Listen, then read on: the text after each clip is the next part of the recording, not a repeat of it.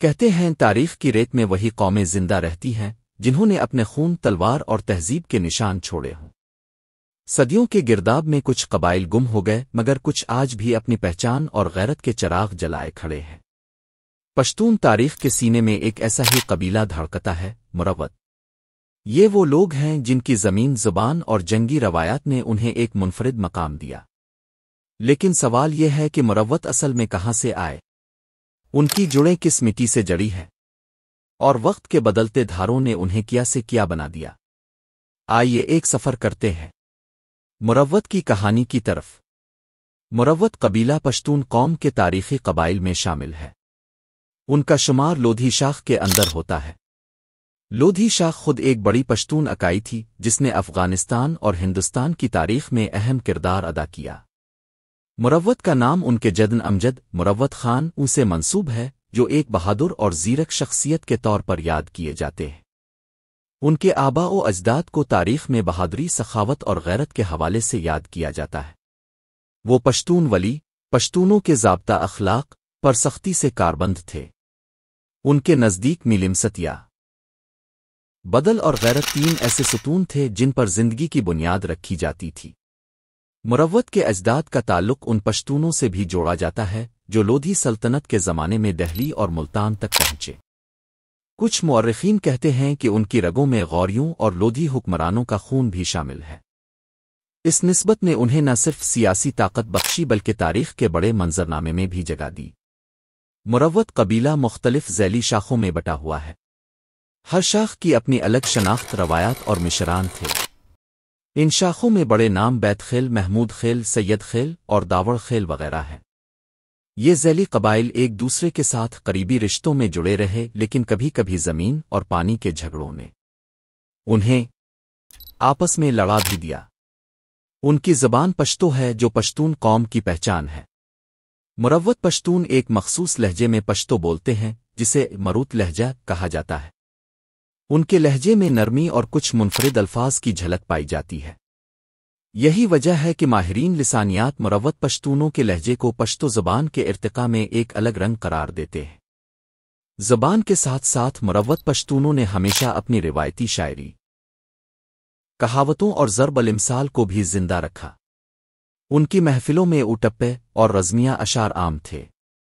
یہ اشعار نہ صرف ان کی جنگی کیفیت کو ظاہر کرتے بلکہ ان کی محبت اور ثقافت کی گہرائی۔ مروت پشتون قبیلہ اگرچہ کبھی اپنی الگ ریاست قائم نہ کر سکا، لیکن انہوں نے مختلف ادوار میں نمایاں کردار ادا کیا۔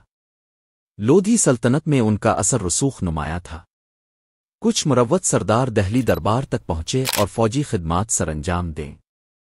افغانستان اور برصغیر کی تاریخ میں کئی مواقع پر مروت قبیلے کے لوگ جنگی خدمات انجام دیتے رہے۔ برطانوی راج کے دوران بھی مروت قبائل نے انگریزوں کے خلاف مزاحمت میں حصہ لیا۔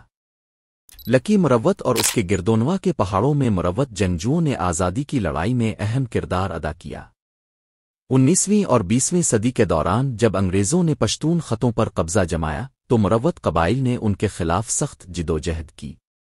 یہی وجہ ہے کہ انگریز ریکارڈز میں مروت قبیلے کو ریبیلیس ٹرائب یعنی بغاوت قبیلہ کہا گیا۔ یہ بھی ایک دلچسپ حقیقت یا مروت قبیلے کے کچھ لوگ لودھی خاندان کے ساتھ ہندوستان کی سیاست میں شریک رہے، جبکہ کچھ اپنے علاقوں میں سرداری کرتے رہے۔ مروت پشتون اپنی ثقافت اور روایات کے حوالے سے منفرد پہچان رکھتے ہیں۔ ان کی ثقافت پشتون ولی کے اصولوں پر مبنی ہے۔ ان کی مجالس، جرگے، لباس اور خوراک سب ان کے تشخص کی علامت ہے۔ ثقافت: مروت مرد عام طور پر سفید خاکی شلوار قمیض اور پگڑی پہنتے ہیں۔ خواتین رنگ برنگے کپڑوں اور زیورات سے سجی رہتی ہے۔ ان کی خوراک میں چپاتی، شوروا، قہوہ اور خشک میوہ جات نمایاں ہیں۔ مروت پشتون صدیوں تک جنگی حالات میں جیتے رہے۔ زمین، پانی اور قبائلی سرداری کے جھگڑوں نے انہیں ہمیشہ ہتھیار اٹھانے پر مجبور کیا۔ یہی وجہ ہے کہ ان کے نوجوان بچپن سے ہی تلوار اور بندوق کے استعمال میں ماہر بن جاتے تھے۔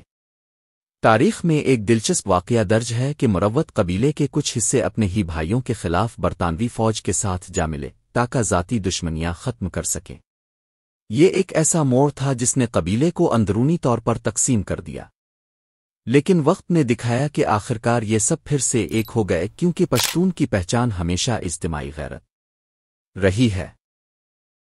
صدیوں کی جدوجہد کے بعد آج مروت پشتون زیادہ تر خیبر پختونخوا کے ضلع لکی مروت میں آباد ہے۔ یہاں ان کی اکثریت کھیتی باڑی اور تجارت سے وابستہ ہے۔ تعلیم کے میدان میں بھی مروت نوجوان آگے بڑھ رہے ہیں۔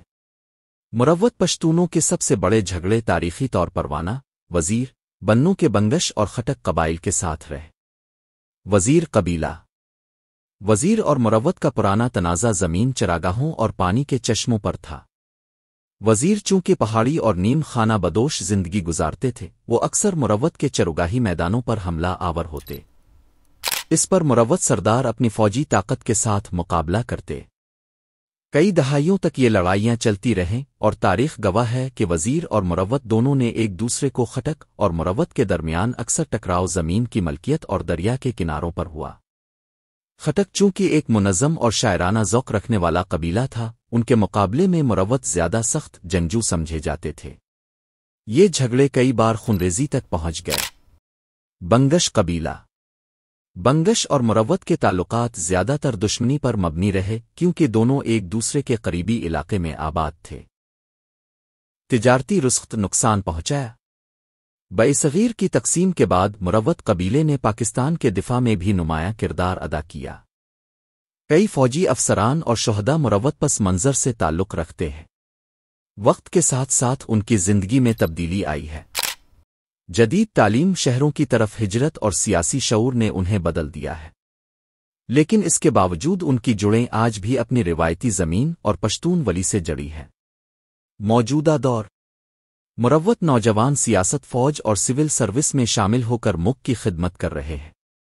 ان کے ثقافتی میلوں اور روایتی کھیلوں جیسے بزکشی اور اتنڑ اب بھی ان کے تہواروں کا حصہ ہے۔ جدید دنیا کے دباؤ کے باوجود وہ اپنی زبان اور رسم و رواج سے جڑے ہوئے ہیں۔